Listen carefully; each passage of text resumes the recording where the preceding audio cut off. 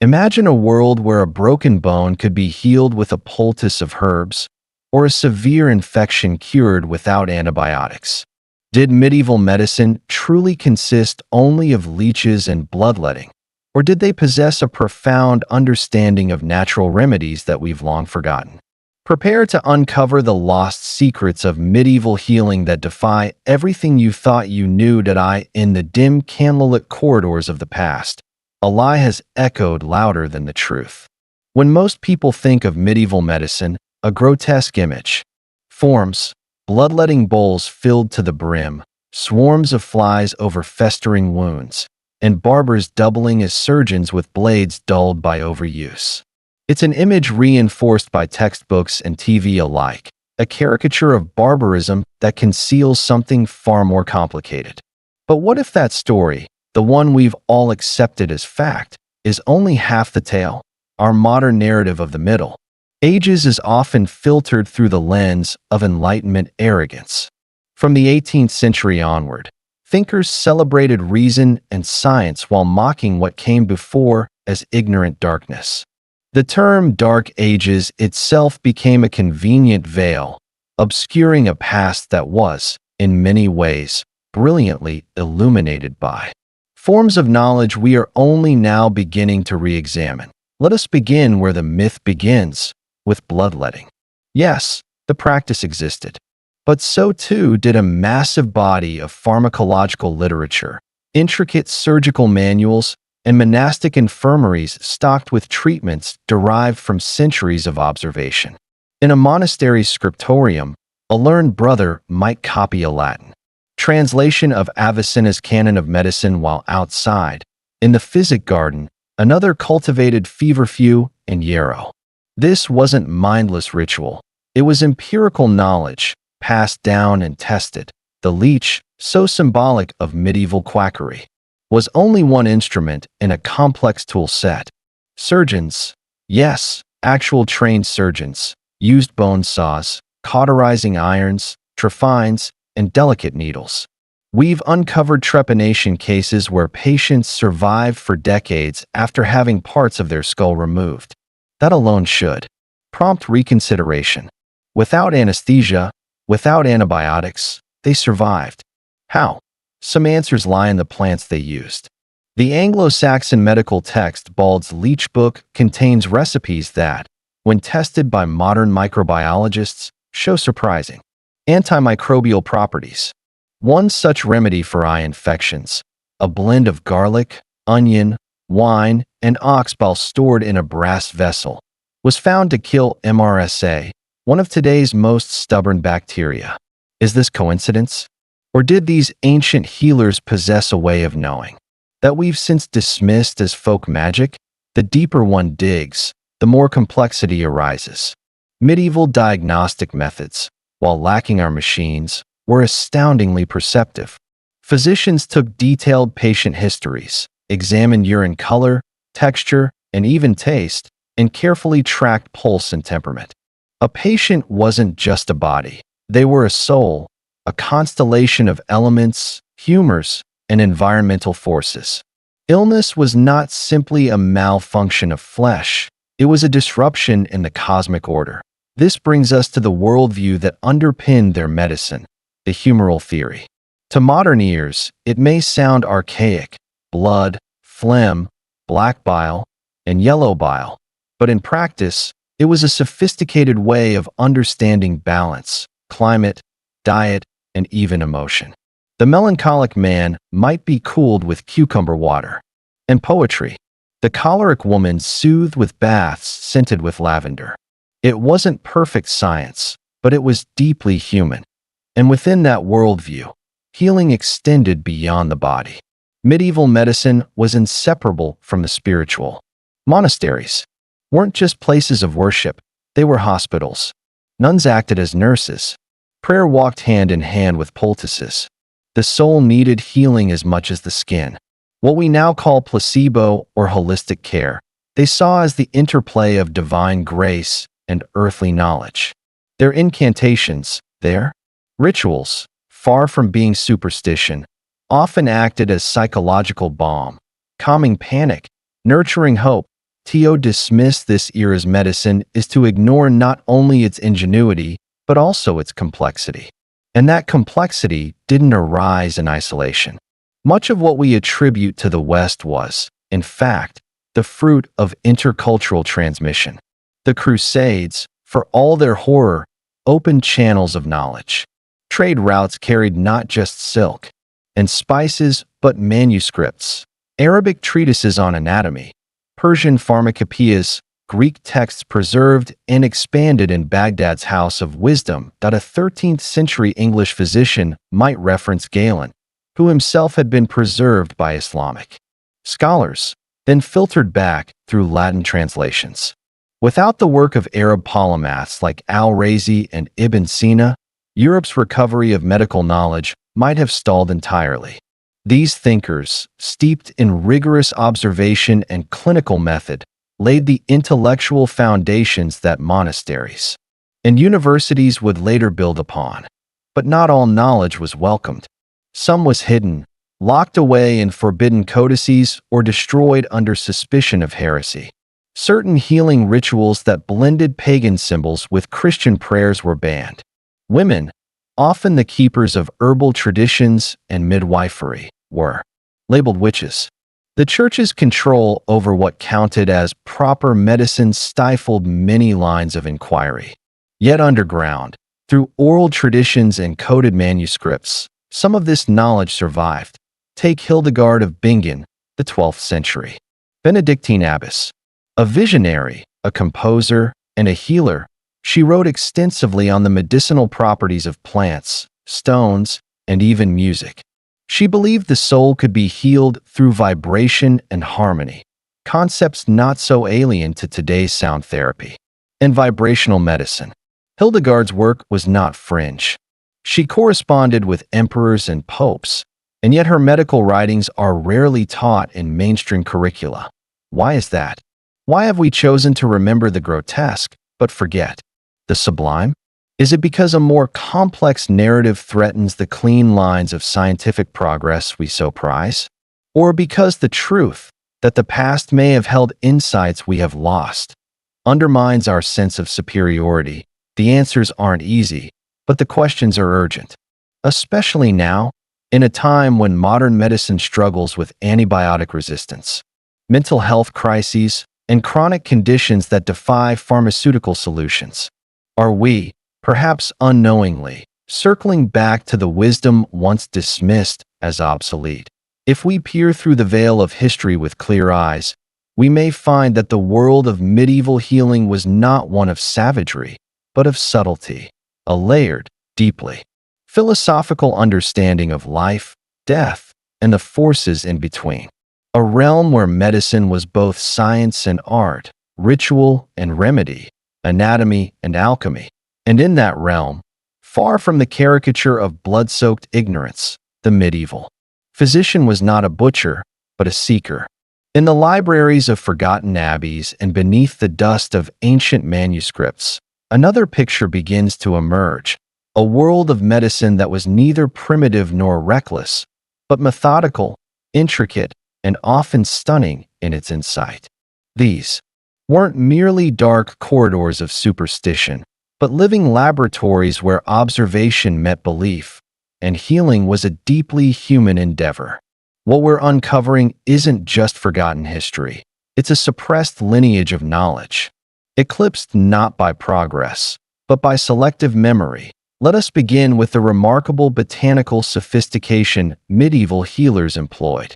To the modern mind, a meadow is scenery, but to a 13th century herbalist, it was a pharmacy. Yarrow for blood clotting, mugwort for fever, mandrake for sedation. Metasweet, now known to contain salicylic acid, the active ingredient in aspirin, was brewed into teas to relieve pain and inflammation. These weren't guesswork remedies. Recipes were recorded, refined, and replicated over centuries. Entire medical gardens, known as horti sanitatis, were cultivated with precision and intent, often based on lunar cycles and soil energies that modern agriculture has long dismissed as irrelevant. Even more astonishing is how some remedies achieved a kind of biochemical synergy. Take, for example, the Four Thieves vinegar, a concoction of herbs steeped in vinegar said to protect against the plague. Modern analysis has revealed it to contain antimicrobial compounds. Coincidence? Or the result of generations quietly perfecting empirical blends through lived experience, trial, and deep intuition? We rarely stop to ask how many of our modern treatments may trace ghostly roots back to these unacknowledged origins. Surgery, too, was far more advanced than often admitted. In medieval Bologna, physicians were already performing cesarean sections, cataract surgeries using fine needles, and even basic forms of antiseptic wound care using wine or vinegar to clean lacerations. Tools recovered from medieval surgical kits resemble those still used in some form today: forceps, scalpels, probes. And these were not wielded by blind hands. Many surgeons trained for years under masters in guild-like systems, studying texts, copied from Greek, Arabic, and Roman sources. They dissected pigs and apes in secret when human bodies were forbidden, hungry not for profit, but for knowledge. Pain management was another misunderstood arena. While anesthesia in its modern form did not exist, various combinations of soporific sponges, opium, hemlock, henbane, and mandrake were used to dull pain, sometimes so effectively that patients were described as dead to the knife. It's a grim image, yet it speaks volumes. Medieval medicine did not accept suffering as inevitable. It fought to mitigate it, even without the tools we now consider essential. But medicine was never confined to the body. Mental illness was recognized, even if interpreted through religious or spiritual frameworks. Melancholy, mania, hysteria, they weren't always met with chains and fire. Some monastic infirmaries designated quiet gardens and spiritual rituals to soothe disturbed minds. Gregorian chant, incense, guided prayer, all were employed not as exorcism, but as emotional balm.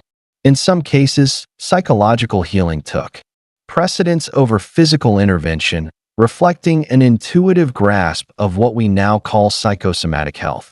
This holistic understanding extended to public health as well. Contrary to popular belief, medieval cities made early attempts at sanitation. In 14th century London, bylaws regulated waste disposal and slaughterhouse runoff. Some towns employed wardens to inspect wells, clear latrines, and monitor air quality. Quarantine was invented not by modern governments, but by the port city of Dubrovnik in the 14th century, where arriving ships were required to isolate for 40 days, 40 giorni, an ancient strategy that still echoes in our pandemic-era vocabulary. Where did such knowledge come from, and how was it shared? Cross-cultural transmission played a pivotal role. After the fall of the Western Roman Empire, it was the Islamic world that became the epicenter of medical learning. In cities like Baghdad, Damascus, and Cordoba, scholars built upon Greek foundations and revolutionized medical methodology. Al-Razi, or Rhazes, introduced clinical case studies and differential diagnosis. Ibn Sina's canon of medicine remained a medical standard in Europe well into the 17th century. Their works, translated into Latin by Jewish and Christian scholars in Spain and Sicily, became staples in European medical schools. This was not mere borrowing. It was synthesis, expansion, and transformation to in Byzantium. The flame of classical knowledge was kept alive. Hospitals in Constantinople provided care for the poor and specialized treatment for various ailments, centuries before anything similar appeared in Western Europe. These institutions had organized wards, trained staff, and rotating physicians. Their influence seeped westward through trade and diplomacy, subtly shaping medieval European models of care. Yet perhaps the most overlooked contributors were women. Female healers, often midwives or herbalists, held generations of medicinal wisdom passed orally through families and communities. They knew which herbs induced labor, which soothed fevers, which cleansed wounds. But as the church tightened its grip on intellectual life, these women were increasingly marginalized, branded witches, silenced, or co-opted. The Great Malleus Maleficarum, a 15th century witch-hunting manual, explicitly targeted women who practiced healing without clerical approval. In its pages, ancient feminine knowledge became criminal. Still, some women left indelible marks. Trotula of Salerno, a female physician in the 11th century, authored influential texts on women's health, the diseases of women, on the treatments of women, and more. Her works were studied across Europe, albeit often stripped of her name, or attributed to male scholars. She advocated for gentle childbirth, criticized invasive male interventions, and emphasized emotional well-being. Centuries ahead of her time, and yet today, she is all but forgotten outside specialist circles. Even more enigmatic are the esoteric manuscripts, grimoires, alchemical treatises, healing texts disguised in cipher. The Voynich manuscript, still undeciphered, contains strange plant illustrations and unknown scripts. Is it a hoax, a lost language, or a window into an alternate stream of knowledge, deliberately concealed? Some believe these texts preserved hybrid medicines that defied church doctrine, combinations of Hermetic magic, Greek rationalism, and Islamic empiricism. Their survival suggests that not all medieval medicine followed official paths. Some meandered through shadows, waiting to be rediscovered. All of this forces us to confront a haunting possibility that what we call progress may be more of a loop than a line. That buried within the myths of backwardness lies a blueprint for future healing. One not solely dependent on chemical synthesis and machinery, but on observation, ecology, and the profound interconnectedness of body, mind, and spirit, because, for all its flaws and failures, medieval medicine dared to treat the human being as more than a sum of symptoms. It asked questions we've grown too proud or too distracted to ask. What is health if not harmony? What is illness if not disconnection from nature, from self, from spirit? And what have we truly lost when we dismiss 1,000 years of healing as little more than bloodletting and prayer? What remains now is not merely to marvel at medieval medicine's forgotten achievements, but to ask what they reveal about us. If a society without microscopes, laboratories, or antibiotics could ease suffering, mend bones, and quiet the torments of the mind, then what is it we've truly gained? And what have we quietly lost? Because while we've mapped the genome and unlocked the atom, we've also detached ourselves from the soul of healing. We have apps that track our steps, but who listens to our silence? We chart chemical interactions, but ignore the ancient dialogue between body, mind, and spirit. In the Middle Ages, to heal was not just to treat, it was to witness, to walk beside another in their frailty, and to honor the mystery of life itself. That it's easy to dismiss this as romanticism. And yet, the questions remain. Why do so many turn to ancient remedies today? Why are mindfulness, herbalism, and community-based healing resurging, not as nostalgia, but as necessity? Could it be that what we abandoned in the name of progress is precisely what we now crave in a fragmented world? Modern medicine is extraordinary. It saves lives every day. But perhaps, as we face superbugs, burnout, and rising chronic illness, it's time to recover what the medieval world never fully forgot: that healing is not conquest, but communion. That illness is not always an enemy to be slain, but a signal, a riddle, a call to balance. They knew this, those forgotten physicians and wandering herbalists.